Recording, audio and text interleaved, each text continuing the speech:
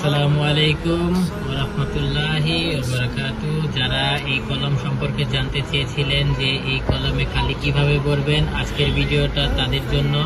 খুব মনোযোগ সহকারে ভিডিওটা দেখবেন।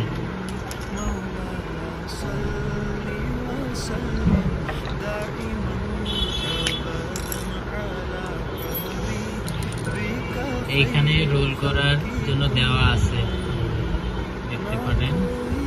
এটা ঘুরে ঘুরে কালিটা নিতে হবে, এইভাবে ঘুরাইলে এটা ভিতরটা চলে আসবে।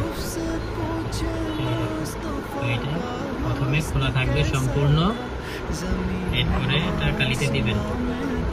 কালি দিয়ে এটা খালি ঘুরাবেন।